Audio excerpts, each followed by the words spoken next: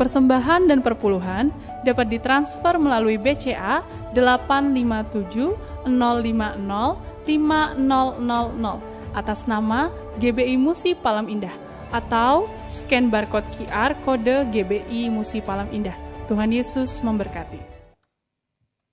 Shalom Bapak Ibu Saudara yang terkasih di dalam Kristus, kita berjumpa lagi di di doa puasa kita Sabtu ini. Mari kita siapkan hati kita.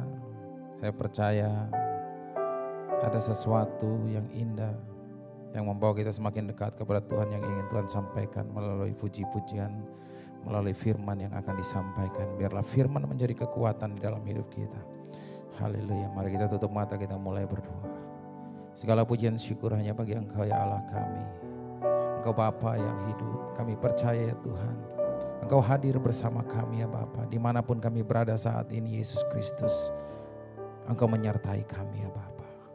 Engkau yang tuntun langkah kami sehingga kami bisa mengikuti doa puasa ini Yesus Kristus. Mari ya Tuhan, berbicara lebih lagi ya Bapa melalui Roh Kudus-Mu. Ketika hadirat-Mu turun Yesus, mari jamah kami ya Bapa. Ya Allah kami serahkan semua ke dalam tangan-Mu Roh Kudus. Engkau ambil alih semuanya ya Bapa, mulai dari awal sampai akhir. Kami serahkan semua ke dalam tangan-Mu, hanya di dalam nama Yesus Kristus. Tuntun kami Bapa. Haleluya. Kau yang terindah di dalam hidup ini,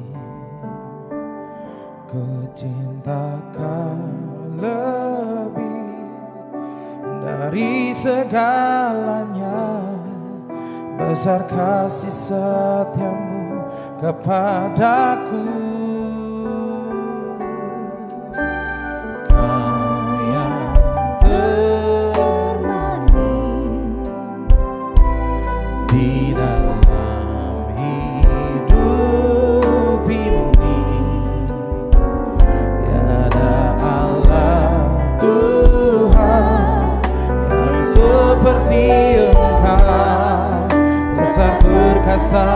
Penuh kemuliaan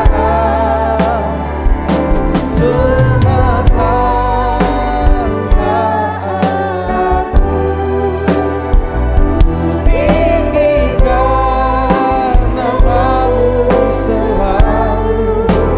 Tiada luput tak berteluh menyembah Yesus Tuhan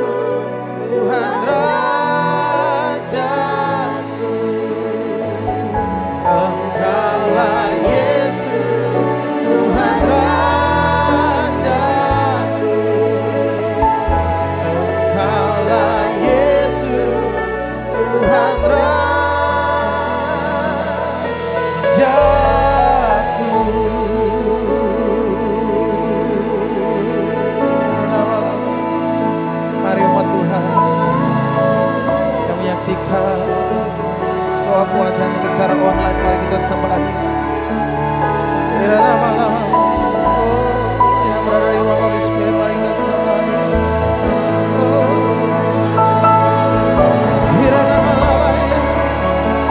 Oh Yesus, mari campur kami.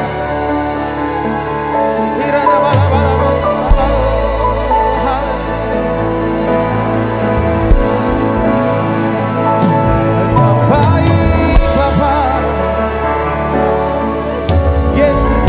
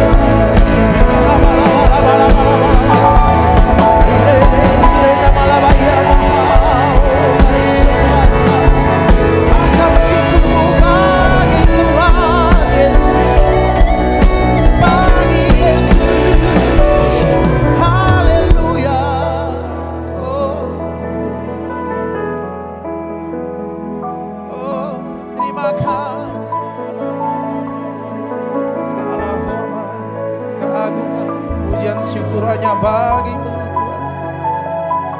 Haleluya. Terima kasih Yesus. Terima kasih ya Bapa.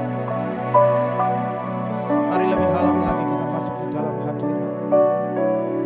Mari kita sembah.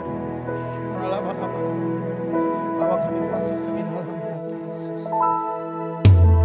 Masuk hadirat-Mu Tuhan. Dengan korban pujian masuk hadirat Tuhan, hiaskan kekudusan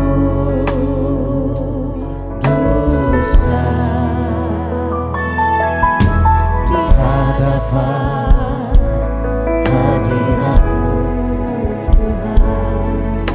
Ku rasakan kedamaian di hadapan hadirat-Mu Tuhan. Ku nampak keagungan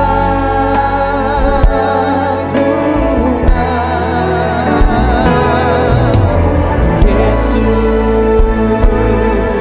Ku sembah sujud di hadapan-Mu.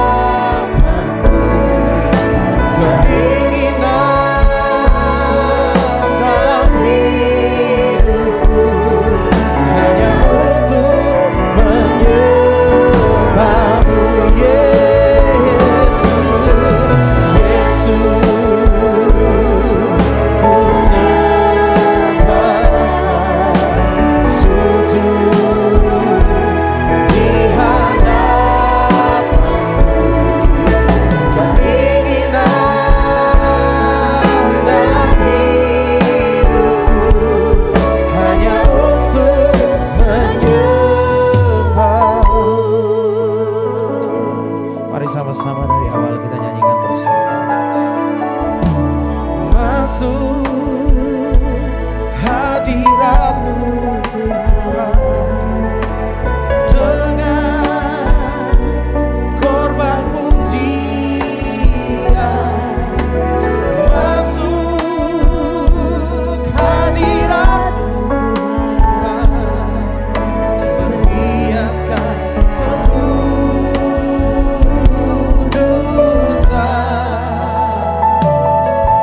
di hadapan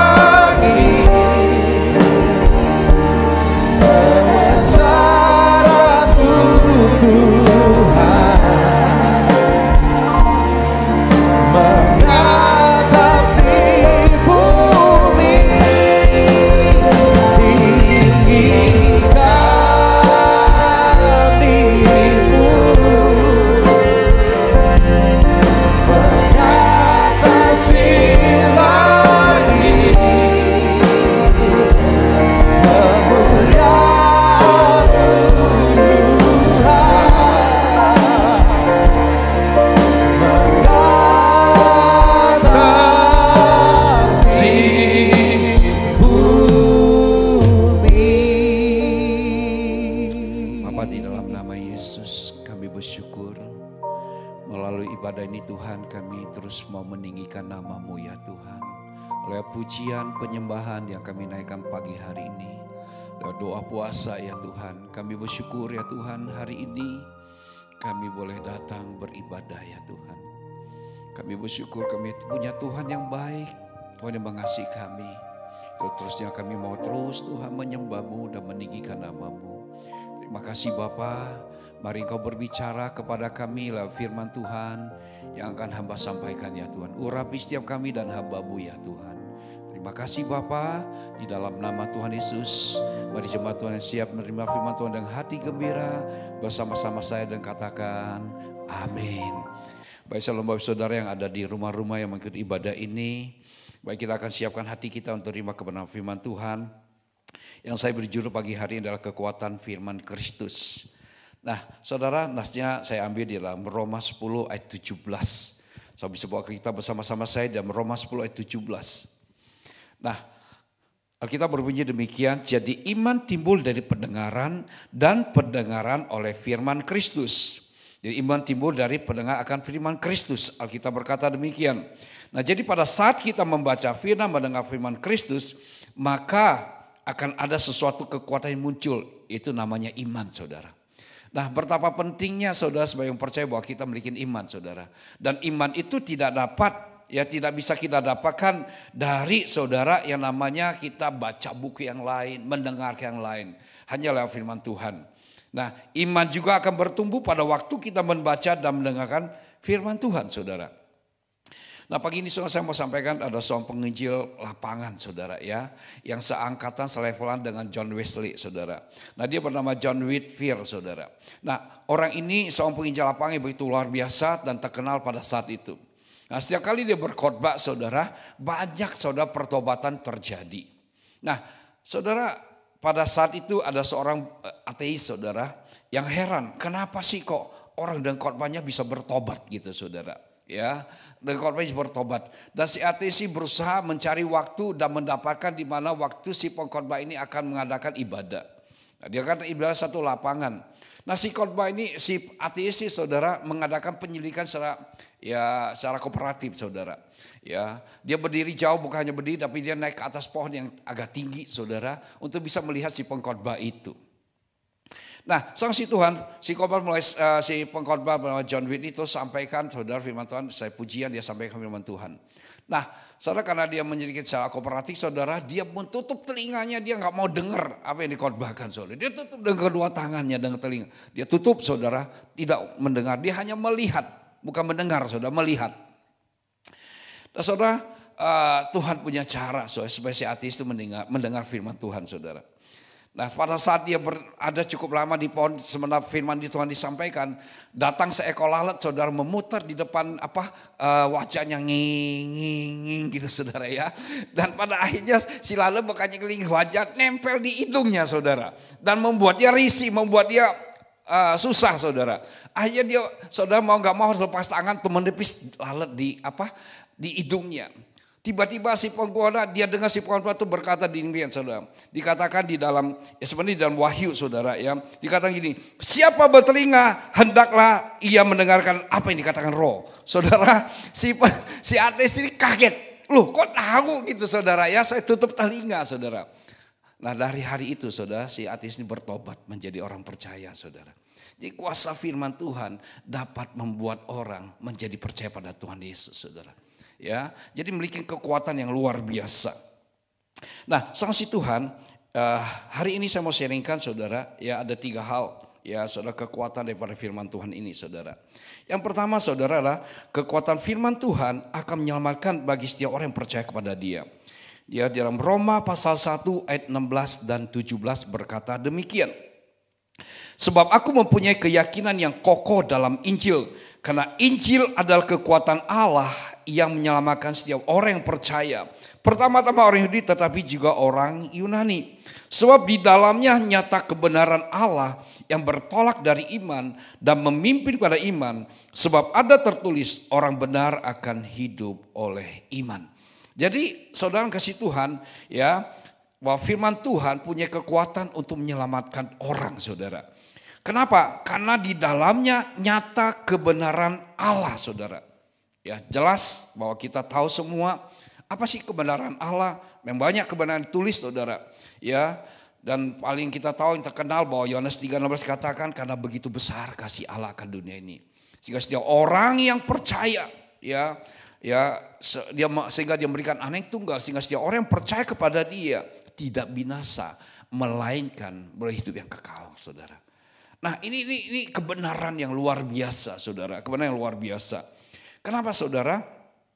Karena Alkitab mencatat bahwa upah dosa adalah maut. Dan Alkitab mencatat bahwa semua manusia sudah berbuat dosa. Roma 3:23 berkata berdosa dan telah kehilangan kemuliaan Allah. Nah, Yesus yang mengasihi kita, dia datang jadi manusia, mati disalibkan supaya saudara dan saya ditebus dosanya dan tidak dihukum, saudara. Melainkan boleh hidup yang kekal.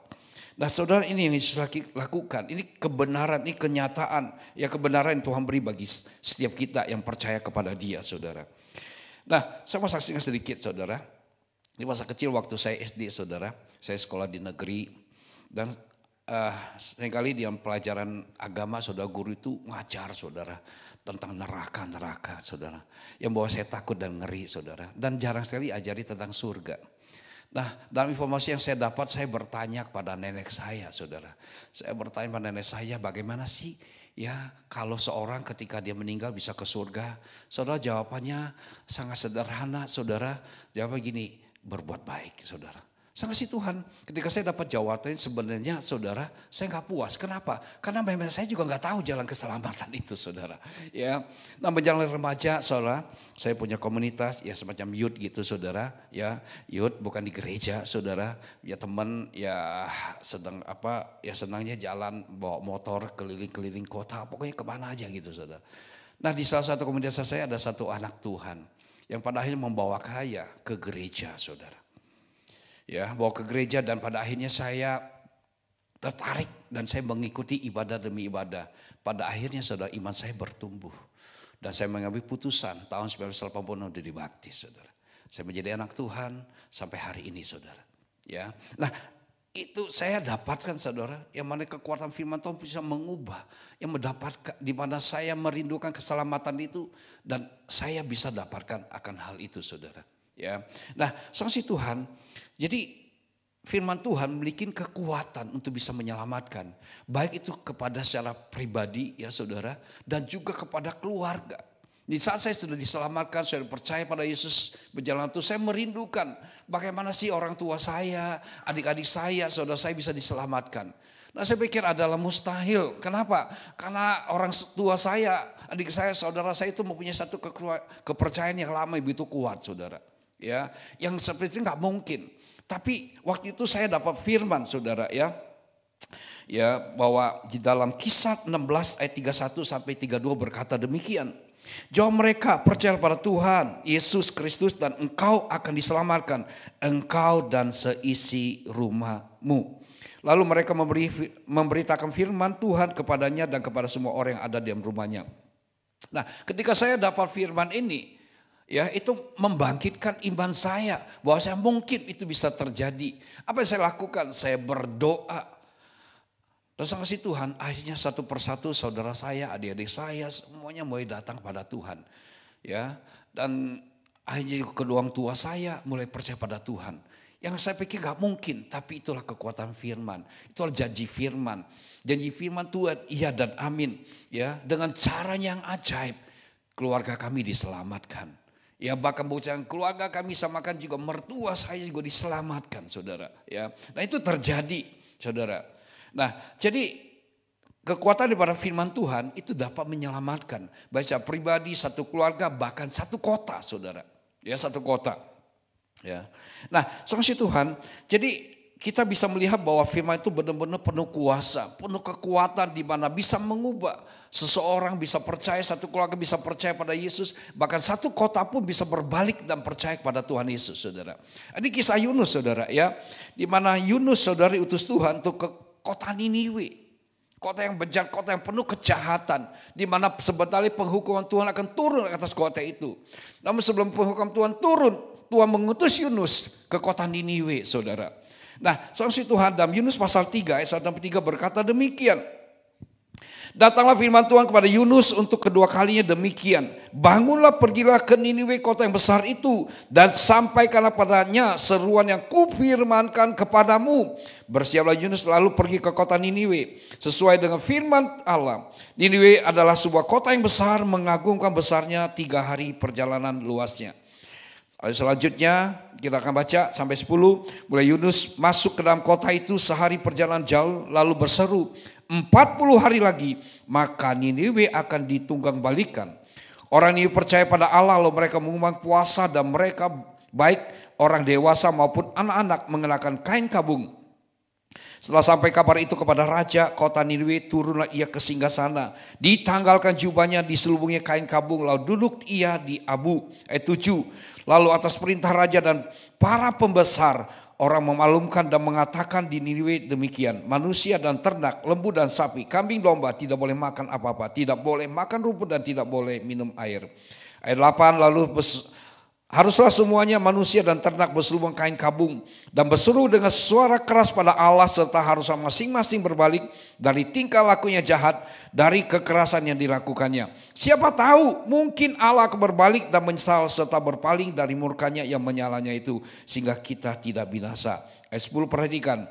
Ketika Allah melihat perbuatan mereka itu, ini bagaimana mereka berbalik dari tingkah laku yang jahat, maka menyesallah Allah karena malapetaka yang telah dirancangkannya terhadap mereka, dan ia pun tidak jadi melakukannya. Saudara bayangkan, ya, kekuatan firman Allah menyelamatkan satu kota yang besar bernama kota Niniwe. Dari raja pembesar, dari orang kecil sampai ke anak-anak, semuanya bertobat, saudara.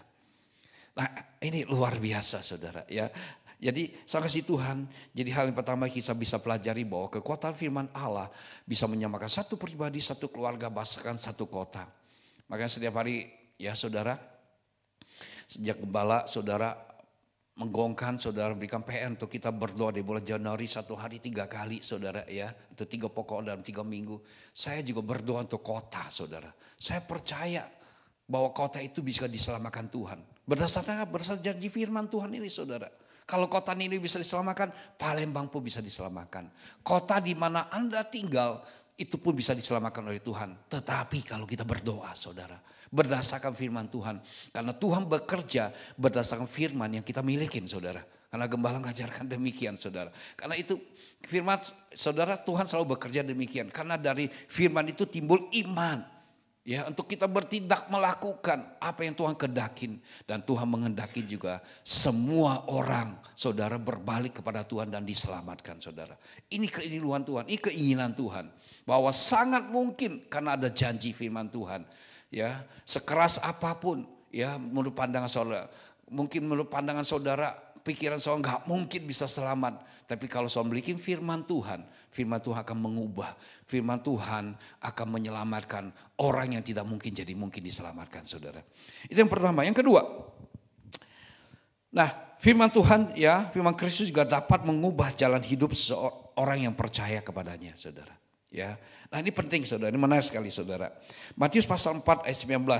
Tuhan mengubah yang namanya seorang Petrus dari penjala ikan menjadi penjala manusia. Ya. Nah, saya baca apakah ini hanya sekedar ya memang benar sih, ya, Pak Petrus jadi penjala manusia. Apakah hanya Petrus menyelamatkan satu persatu orang diselamatkan? Ternyata enggak, saudara. Saya juga kaget, saudara. Ya, benar-benar jadi penjala. Yang namanya jala itu kan orang jala ikan, dapatnya banyak atau dikit? Pasti banyak, saudara. Ya, bahkan waktu ketika Tuhan perintahkan Petrus, tebarkan jalamu. Alkitab mencatat Petrus narik jala sampai koyak karena penuh dengan ikan. Berarti banyak sekali, saudara. Nah, saya bacakan Matius 4 ayat 19 berkata, Yesus berkata kepada mereka, mari ikutlah aku dan kamu akan kujadikan apa? Penjala manusia. Membuat jalan hidup pada Petrus bersama teman-teman. Dari seorang penjala ikan menjadi penjala manusia.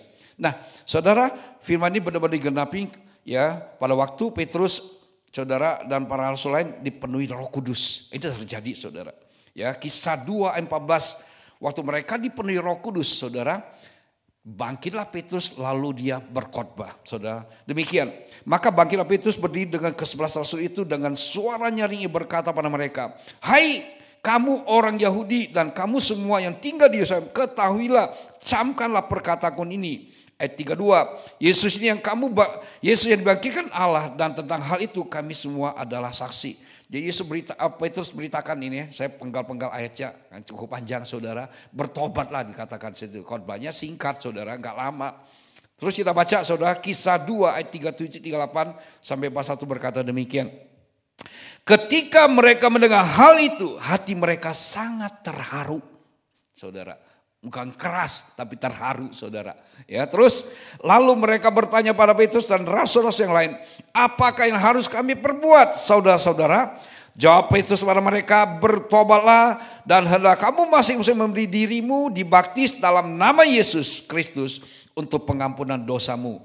Maka kamu akan menerima karunia Roh Kudus. Ayat 41 perhatikan. Orang-orang yang menerima perkataan itu memberi diri baptis, dan pada hari itu jumlah mereka bertambah apa? Kira-kira 3.000 orang. Soalnya benar-benar jala manusia. Ya Tuhan ngomong, kamu kok jadi penjala manusia. Jadi Petrus sekali berkhotbah 3.000, itu jala loh saudara. Kita paling Injil satu orang. Paling 2 orang, 1 keluarga. Tapi Petrus Tuhan genapin, itu benar terjadi. Apa yang Tuhan katakan? Aku jadikan kau jadi penjala. Seterusnya ribuan orang. Ya memang Alkitab gak catat sampai keseluruhan, tapi saya percaya ribuan orang. Di mana Petrus bawa orang-orang percaya pada Tuhan Yesus. Jadi Petrus, Tuhan bisa mengubah saudara. Ya firman Tuhan punya kekuatan bisa mengubah jalan hidup orang percaya saudara. Dan kita juga bisa belajar saudara. Yang kedua di mana firman Tuhan juga mengubah kehidupan Yakub dari seorang penipu saudara. Ya kita tahu Yakub seorang penipu. Yakub berarti penipu. Makna kiasan dari penipu itu memegang tumit seseorang yang ikut-ikutan ngekor gitu saudara. Kalau orang dapat apa dia mau dapat itu seperti itu saudara. Ya, Yakub menipu ayahnya Ishak dan mendapatkan berkat kesulungan saudara itu. Nah saudara Tuhan, sekalipun Yakub bisa menggunakan ya ketidakpedulian Esau sebagai dalih untuk kesulungan ini saudara. Tetapi tujuan menghalalkan cara yang tidak bisa diterima ya dalam budaya manapun. Apapun alasannya, saudara, orang tidak suka ditipu, betul kan? Nah itu sebabnya Tuhan harus mengubah Yakub. Nah saudara Tuhan ya mengubah Yakub saudara, seorang penipu menjadi Israel saudara. Nah di tepi sungai Yabok saudara, ini waktunya di mana Tuhan ubah daripada Yakub saudara. Ya, Yakub tidak bisa saudara waktu dia kembali dari rumah Laban hendak pulang ketemu dengan Esau dan keluarganya saudara. Ya, Yakub tidak bisa lagi menyembunyikan keresahannya, kesalahan di masa lampau. Ya terus yang itu membayang dirinya di mana Esau mengancam akan membunuh dia waktu dia pergi saudara dari rumahnya. Itulah sebabnya Yakub memberikan sejumlah besar hadiah pada Esau untuk meredakan kemarahan Esau saudara. Ya, dia berbaik cara saudara. Ya, dia tahu ya itu melekat pada dirinya saudara sampai sedemikian walaupun sudah bertahun puluhan tahun seperti itu saudara terjadi saudara seperti itu. Bahkan setelah saudara ketika itu ya Yakub bertemu dengan Allah. Ya, Yakub bergumul dengan Allah saudara. Ketika dia bergumul dengan Allah saudara, ya waktu Tuhan tanya namanya saudara, di situ pun Yakub berusaha menyembunyikan dirinya, identitasnya. Ya siapa namamu? Bukan Tuhan nggak tahu namanya Yakub. Tapi dia mau kata sebenarnya aku dia penipu Tuhan seperti itu. Tapi dia berusaha menyembunyikan saudara. Namun gak bisa disembunyikan seperti itu ya saudara. Ya, nah sejak dari situ saudara ya Tuhan tahu karena dia mengaku akhirnya saudara Allah mengubah Yakub menjadi Israel. Ya, artinya Yakub bergumul dengan melawan Allah dan manusia dan Yakub menang. Jadi dari penipu menjadi pejuang yang menang saudara. Ya, dia pejuang yang menang. Sejak itu di mata Tuhan saudara, Yakub itu seorang pejuang karena ia memperjuangkan berkat kesulungan saudara. Dan kita tahu saudara Tuhan pakai dari keturunan Yakub untuk lakukan penyelamatan atas dunia ini saudara. Lewat Yesus Kristus yang mati di kayu salib. Saudara nama Yakub dan nama anaknya ya namanya Yehuda, anak tercatat dalam silsilah kelahiran Yesus Kristus. Nah saudara si Tuhan, jadi Tuhan bisa mengubah ya masa lalu kita yang kelam saudara. Ketika kita mendapat firman, kita percaya firman, ya kita mau berdoa untuk bergumul untuk masa lalu kita, ya Gembala ajarkan titik lemah kita, Tuhan bisa ubah akan hal itu. Ya, kalau Yakub bisa diubah, saudara saya pun bisa diubah. Dan saudara kasih Tuhan, nama Yakub telah diubah Tuhan, saudara. Ya, bukan saja menjadi Israel, seorang ya Israel saja, ya. Tetapi Tuhan juga pakai ya nama Israel menjadi satu negara yang saat kita tahu, dan negara Israel yang luar biasa, saudara. Ya. Nah, yang ketiga, saudara, ya, kekuatan firman Tuhan juga bisa mengubah yang bernama seorang Gideon, seorang penakut, saudara. Alkitab mencatat, saudara, ya, ketika Tuhan mengubah Gideon, saudara, dia diubah menjadi seorang pahlawan yang gagah berani. Dicatat dalam Alkitab, saudara, Hakim-Hakim 6 ayat 11 sampai 12 berkata demikian. Kemudian datanglah malaikat Tuhan dan duduk di bawah pohon terbantin di Ofra, kepunyaan Yoas orang Abisir itu. Sedang Gideon anaknya mengirik gandum dalam tempat pemerasan anggur agar tersembunyi bagi orang Midian. Jadi saudara, mengirik gandum harus tempat gandum, tapi tempat pemerasan. Ya, nah anggur atau pemerasan gandum itu beda, saudara, tempatnya. Tempatnya tersembunyi, saudara. Ya, agar tidak diketahui orang Midian. Karena pada saat itu orang Israel, saudara, ya hidupnya orang Israel sedang ditindas, saudara, orang Midian. Mereka mengalami ketakutan luar biasa. Setiap hari mereka panen itu dirampas, saudara. Sehingga orang Israel hidup dalam kesusahan, kesengsaraan, saudara. Termasuk Gideon. Bahkan saking takutnya dia mengirik gandum di tempat pemerasan anggur tersembunyi, saudara. Terus ayat 12 berkata, malaikat Tuhan menampakkan diri kepadanya dan berfirman padanya demikian. Tuhan menyertai engkau, ya pahlawan yang gagah berani. Saudara, penakut, pengecut. Dan Tuhan berkata, engkau pahlawan bukan penakut. Engkau gagah berani. Ya, engkau mampu, engkau sanggup. Karena kan firman Tuhan yang katakan, bukan saya, saudara, ya. Nah, Gideon, saudara. Saudara kasih Tuhan. Akhirnya apa yang terjadi? Kita tahu hari itu, saudara. Ya, Tuhan mengubah hidup Gideon penakut. Dia seorang gagah perkasa, gagah berani, saudara. Ya, dan ketika Tuhan mengubah Gideon, saudara.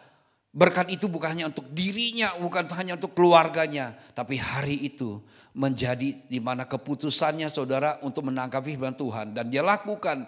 Dan hari itu, saudara, dia bangkit, saudara, menyelamatkan kota Israel dari tekanan, ya, dari tindasan orang-orang Midian. Dan orang-orang Midian berhasil dihalau, dikalahkan lewat Gideon dan juga saudara orang-orang Israel lainnya. Yang tadinya penakut, saudara. Nah, saudara, pagi ini saya mau sampaikan pada setiap kita, ya, siapapun engkau, apapun keadaanmu, mungkin engkau sedang pernah memiliki, ya, latar belakang atau reputasi masa lalu, ya, yang buruk, saudara, ya, saya mau katakan kalau engkau percaya kepada Tuhan Yesus, engkau percaya firman Tuhan pada hari ini, kalau Tuhan bisa mengubah yang namanya kehidupan, yang namanya, saudara, seorang Simon yang pelin-pelan menjadi seorang Petrus, batu karang teguh, menjadikan dia berkat bagi banyak orang. Dan lewat Petrus banyak jiwa, banyak orang percaya pada Yesus dan diselamatkan. Kalau Tuhan juga bisa mengubah Yakub, seorang penipu, saudara, ya, menjadi berkat bagi kita, ya, saudara, sampai hari ini menyelamatkan dunia, sehingga setiap kita, saudara, yang percaya bisa percaya pada Yesus lewat keturunan daripada Yakub, saudara, ya. Nah, Tuhan juga bisa mengubah Gideon, seorang penakut, ya, menjadi seorang paling gagah yang perkasa menyelamatkan orang Israel dari tekanan tindasan orang Midian. Dan juga Tuhan bisa mengubah seorang perempuan Samaria yang memiliki latar belakang yang buruk, saudara, dipakai menyelamatkan satu kota Samaria. Hari ini saya katakan, apapun reputasimu, apapun latar belakangmu, saya mau katakan percayalah, kuasa firman sanggup mengubah kita setiap kita. Milikin kepercayaan hal itu. Sebabnya saudara, gembala kita di bulan Februari menyerukan kita, berikan PR, baca Alkitab. Baca Alkitab, baca Alkitab, karena darinya akan timbul iman, saudara, yang akan bisa mengubah kehidupan kita. Hal yang kedua, hal yang ketiga kita akan masuk.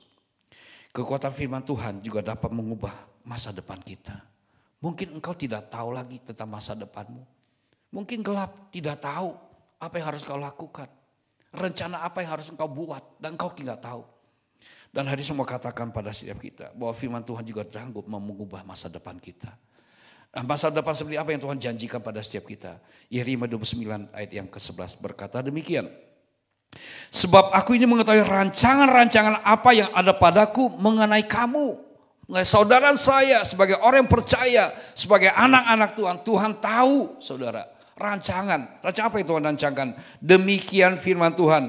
Itu rancangan damai sejahtera dan bukan rancangan kecelakaan untuk berikan padamu hari depan yang penuh harapan. Saudara, Tuhan berikan rancang kita masa depan yang penuh harapan. Bukan madesu, bukan masa depan yang suram, bukan saudara. Masa depan yang penuh harapan yang Tuhan rancangkan. Ya, kalau hari ini engkau nggak tahu apa yang harus engkau perbuat, gelap sepertinya di tahun 2023. Engkau tidak tahu apa yang harus engkau lakukan, keputusan apa yang harus engkau putuskan, enggak tahu. Tapi pegang firman Tuhan. Tuhan memberikan kita, merancangkan masa depan yang penuh harapan. Sama karena gini saudara, jika hidup saudara dan saya tidak ada dalam rancangan Tuhan, ya saya tulis di sini, maka dia Tuhan sanggup mengubah dan bawa Anda kepada rancangannya. Kenapa saudara?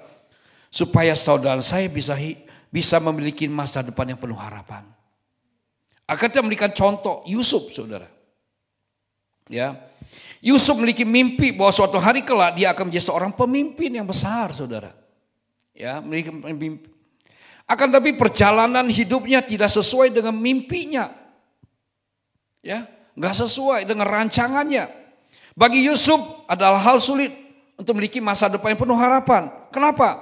Karena saudara-saudara kakak-kakaknya benci pada dia. Kenapa dibenci saudara? Karena ayah yang melakukan Yusuf berbeda.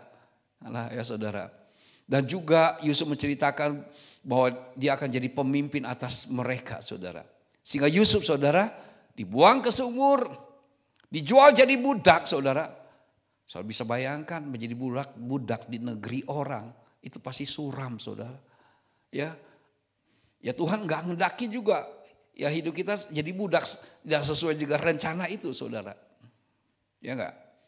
Dan akhirnya difitnah, setelah bekerja budak di rumah Potifar, difitnah isi Potifar, masuk penjara tambah gelap saudara. Dan Tuhan kan ini ada sesuai saudara seperti itu saudara. Saudara kasih Tuhan, ini gak sesuai saudara. Nah saudara kita lihat Tuhan tuh hebat saudara.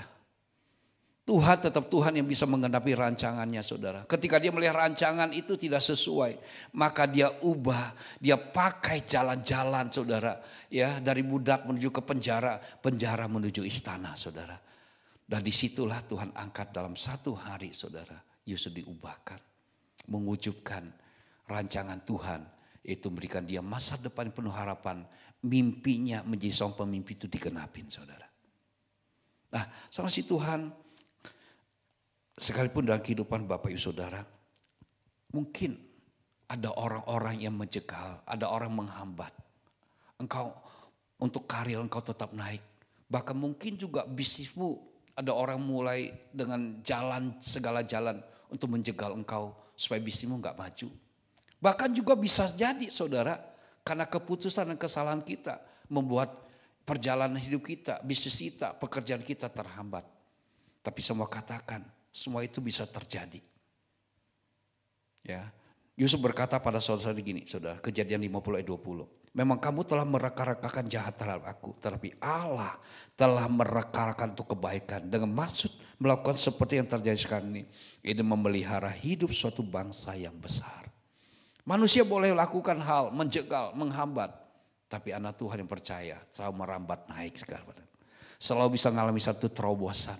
Karena kita punya Allah, kita punya firman Tuhan yang berjanji, yang memberikan kita, yang merancangkan bagi hidup kita masa depan yang penuh harapan.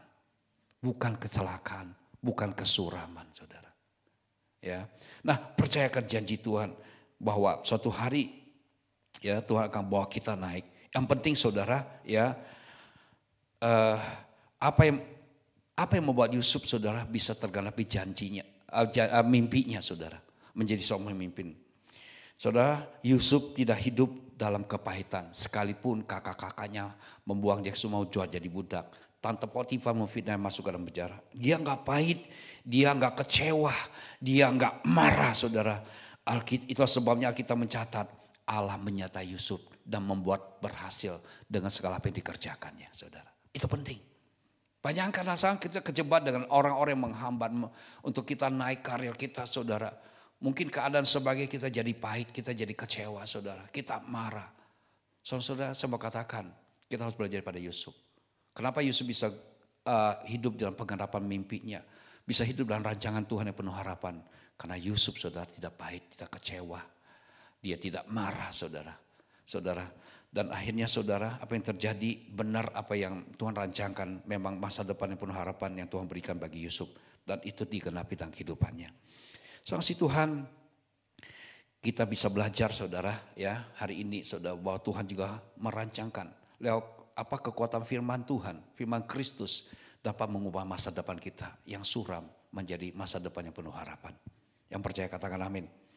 Nah, saksi Tuhan, saya akan akhiri dengan satu kesaksian, ya.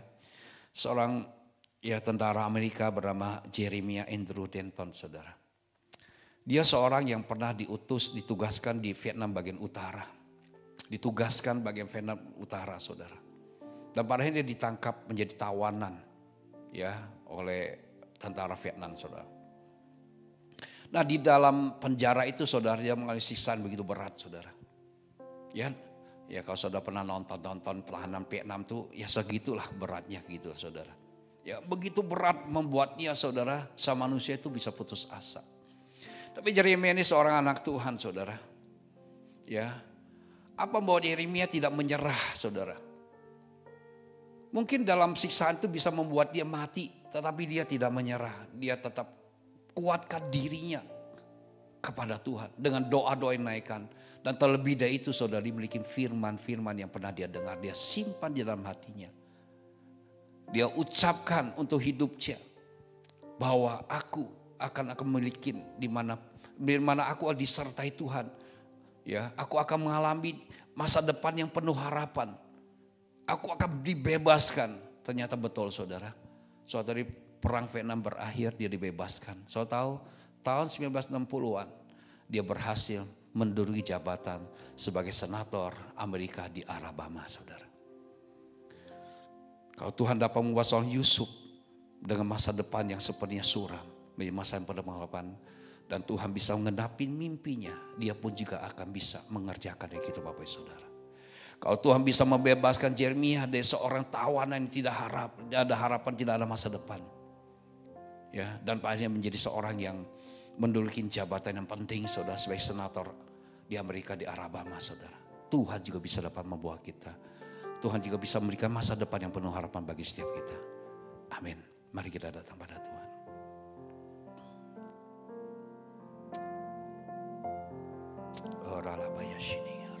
Pelita bagi kakiku, terang bagi jalanku.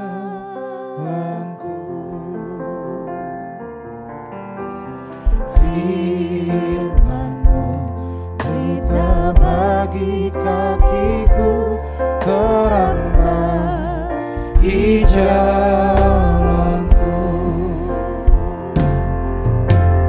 Waktu ku bimbang dan hilang jalanku, tetap Kaulah di sisiku. Takkan ku takut asal Kau di dekatku, besertaku selamanya.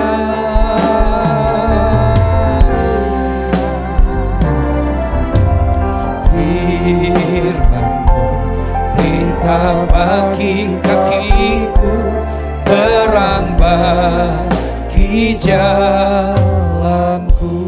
Mari Bapak Saudara, kita akan masuk dalam perjamuan kudus. Persiapkan hatimu, persiapkan roti dan anggur di tanganmu. Mari bisa angkat roti dengan tanganmu. Sebab apa yang telah kuteruskan kepadamu telah kuterima dari Tuhan, yaitu bahwa Tuhan Yesus pada malam waktu diserahkan mengambil roti. Dan setelah itu ia mengucap syukur atasnya. Ia memecah-mecahkan dan berkata, inilah tubuhku yang diserahkan bagi kamu. Perbuat ini menjadi peringatan akan aku. Bapak Saudara kasih Tuhan, roti yang kita pecah-pecahkan ini adalah persekutuan kita dengan tubuh Kristus. Mari makan dengan iman di dalam nama Yesus.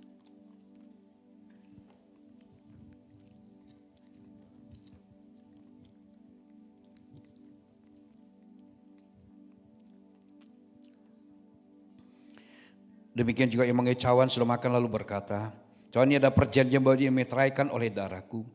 Perbuatan ini setiap kali kamu meminumnya menjadi peringatan akan aku. Bapak Ibu saudara kasih Tuhan, bukan cawan ucapan syukur ini adalah persekutuan kita dengan darah Yesus. Mari minum di dalam nama Tuhan Yesus.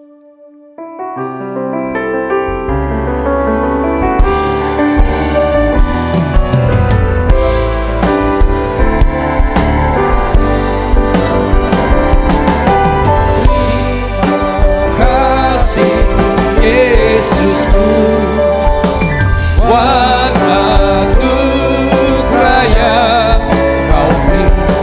Sebab hari ini Tuhan adakan syukur bagimu.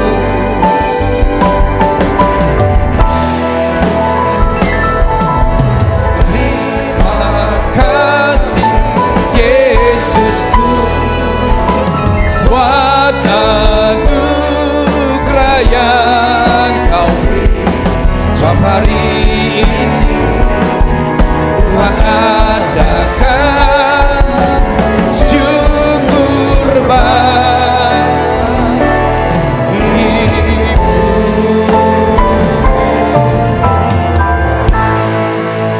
Mari buka kedua tanganmu, arahkan hatimu ke surga, terima berkat dari Bapa. Kekasih-kekasih Tuhan, pulang dan terimalah dengan berkat dari Allah Bapa yang berlimpah-limpah di dalam Anak yang tunggal Tuhan Yesus Kristus. Persekutuan yang manis dengan Allah Roh Kudus yang menyertai kita mulai pagi hari ini sampai Maranatha, Yesus datang kali yang kedua, bahkan sampai selama-lamanya. Diberkati, percaya dengan saya, sama-sama katakan amin. Tuhan Yesus.